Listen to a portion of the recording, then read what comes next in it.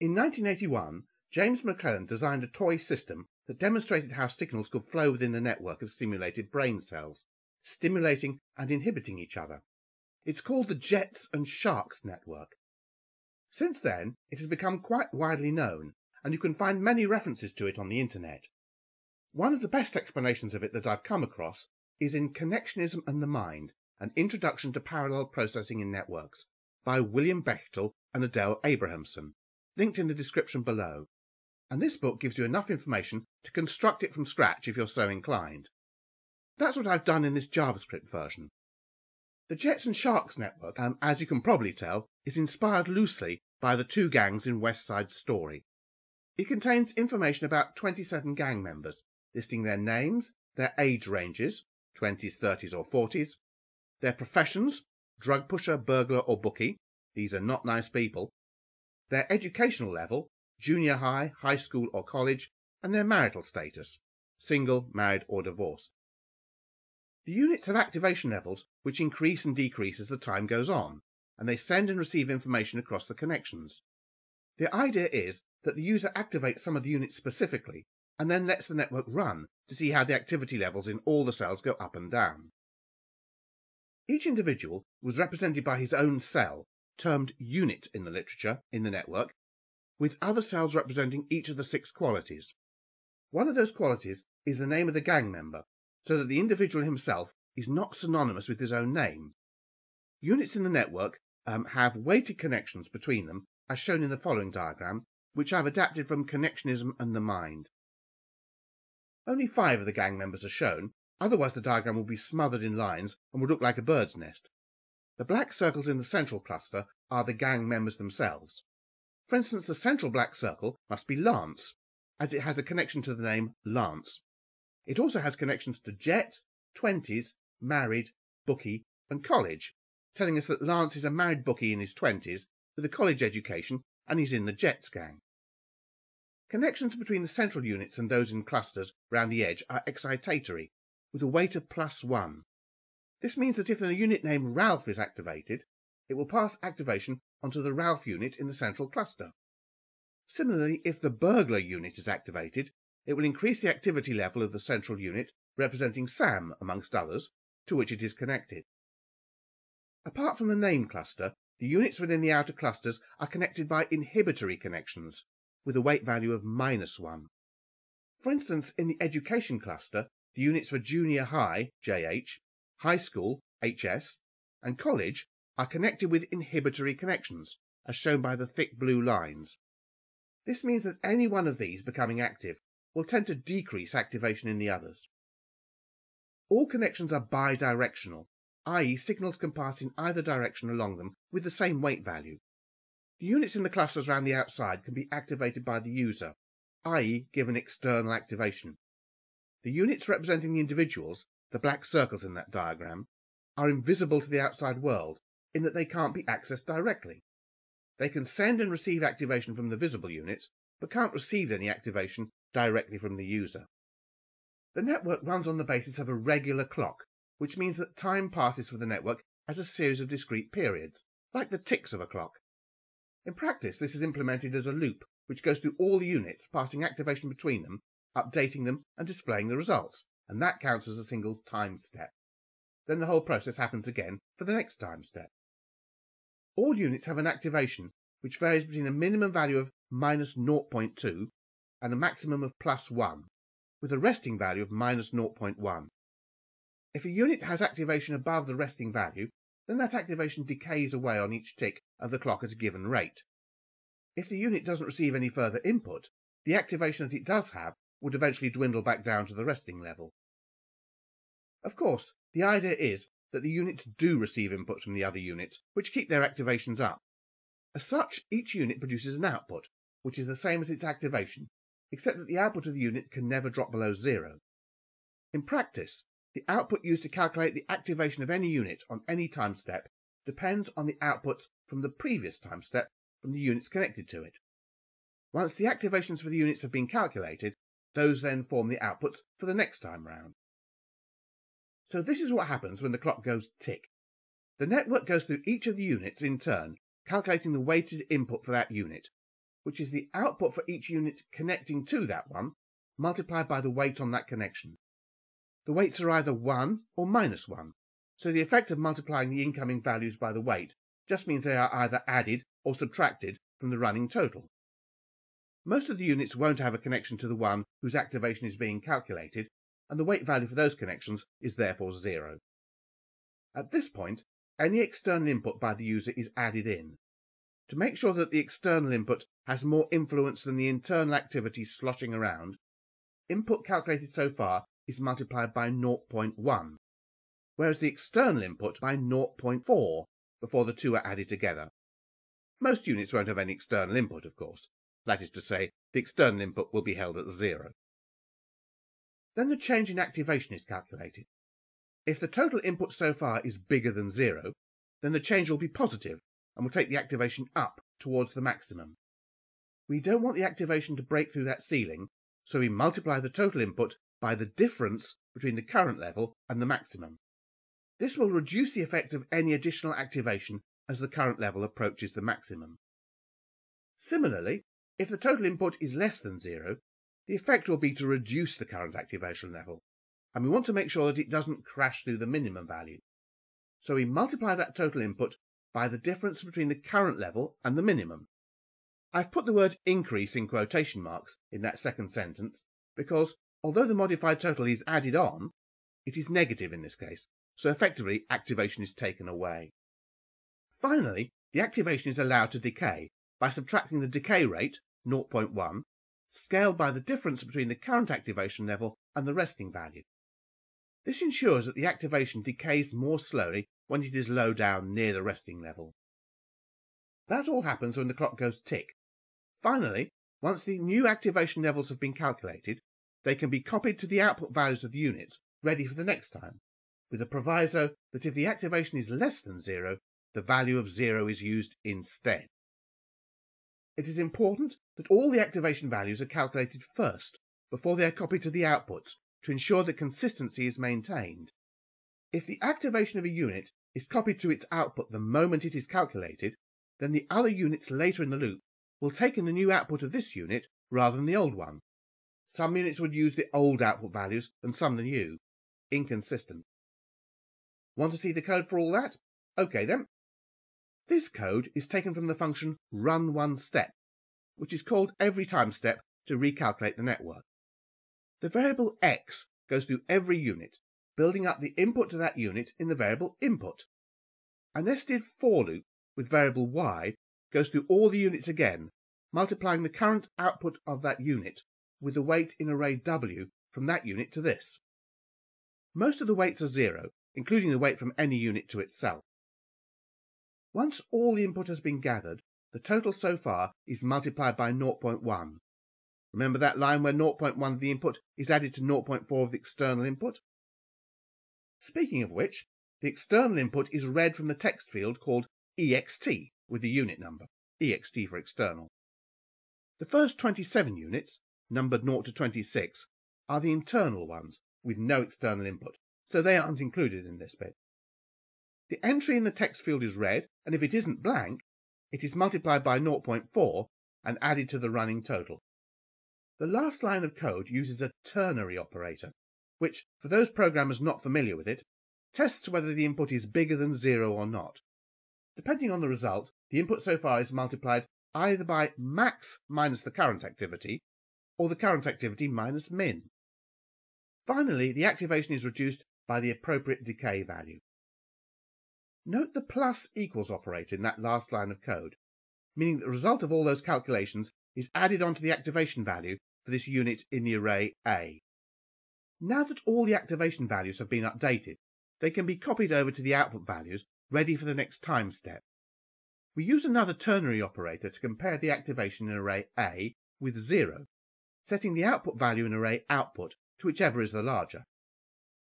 The output value is then placed in the field on the page called int and the unit number to display it on the screen, together with a few spaces to pad it out a bit. That's what all those NBSP things are in that line, non-break spaces, to increase the width of the table cell a bit. Yeah, I know there are more elegant ways of doing it, but this program is supposed to be something rough and ready. The output value is passed to function dp first, which simply displays it to 2 decimal places. The last line of code here is used to run the network continuously. There's a global variable called running, which is true if the network runs automatically, and false if you want it only to run one step. Remember, all this code is inside the function run one step, the function that does all the heavy lifting in this program. If running is true, then the last line sets up a timer which runs the function again after 1000 milliseconds. That's a second. This means you get 1 second to look at the values on the screen before they are overwritten on the next time step. Of course, should you want to run the network a single step at a time, just click on the Run One Step button on the screen instead. There are 68 units in the program altogether. The first 27 are reserved for the internal units, the next 27 are the name units for those internal units, and the last 14 are the names of the properties. Each of these is arranged in a huge table using code similar to the lines at the bottom of the screen. The text field named ext, followed by the unit number, lets the user give external input to the unit. The span tag lets the HTML display the output of the unit. This particular line is the HTML code for Unit 27, which is the name unit for gang member Art. Since it represents the man's name rather than the man himself, it has an external input field. Unit number 0, on the other hand, represents Art the man, i.e. it is an internal unit, and so it doesn't have an external input. And that's what the table looks like in a browser. You see that the cluster units on the left have text fields for pumping activation into the network, whereas the internal units on the right, in uppercase letters, don't. When the network starts running, the internal activations are also displayed, like this. I have activated the units for pusher and 30s, and the activation is starting to bleed into the internal units, waking up gang members like Nick and Ralph, both drug pushers in their 30s. Now you see why I added those non-break spaces. Without them, the table would look like this. Yeah, considerably more cramped. There's just a bit more code I have to go through to do with setting up the connections. I have set up an array called labels, which gives each of the 68 units a name. Well, I haven't bothered with the internal units. Then the program calls up the function initialize to set up the connections.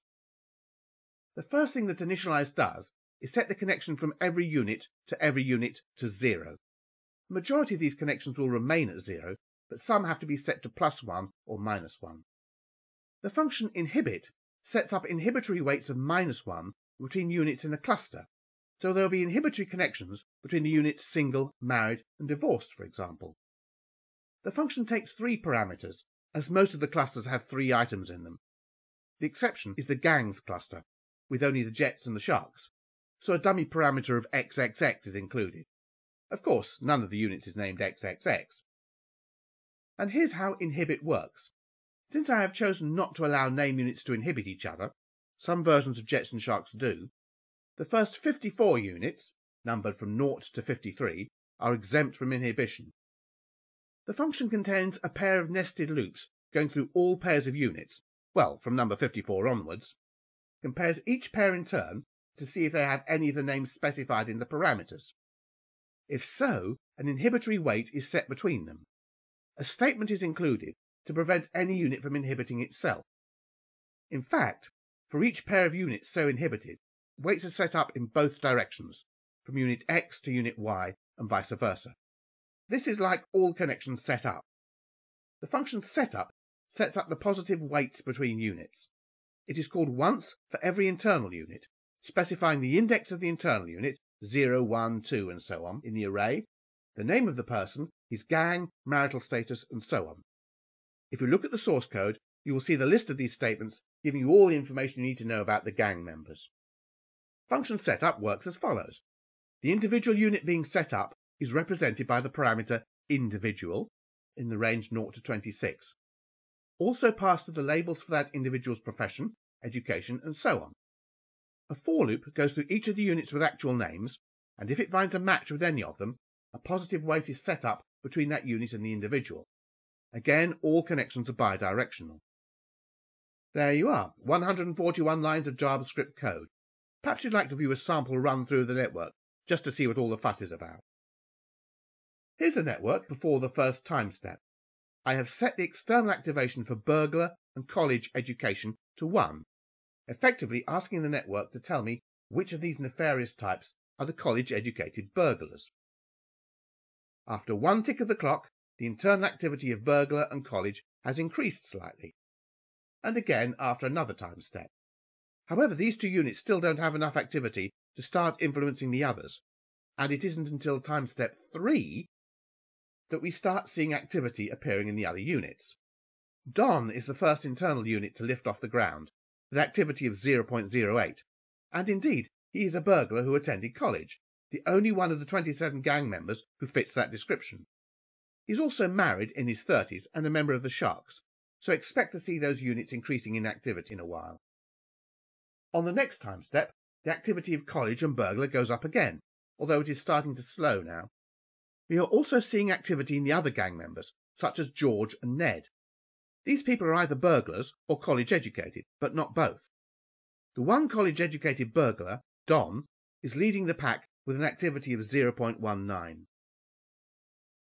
2 more time steps, and there are a sufficient number of college-educated gang members, together with burglars, to start causing activity in other units. 30s and married are starting to show some small activity, implying that people who match at least one of these descriptions are more likely to be married men in their 30s. A comparison of the Jets and Sharks units shows they are far more likely to be Sharks than they are Jets. It isn't until time step 8 that we finally see activity in one of the name units. If we hadn't been looking at the internal units, this will be the first indication we have that Don is the man of the moment, fulfilling both criteria that we set. By time step 10, we have the answer to our question: which ones of these retrobates is both college-educated and a burglar? And it's Don, with a name activity of 0.09. As for the internal units, just about everyone has some activity to a greater or lesser extent.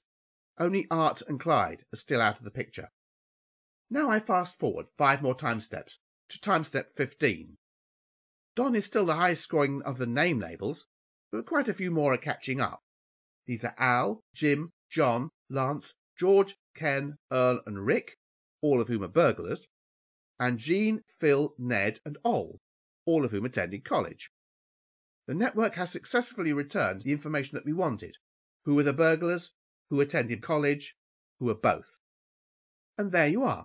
That's how the thing works. Of course, the description of Jets and Sharks that you read about in the academic papers always includes fancy graphs that show the activation of some of the units going up and down.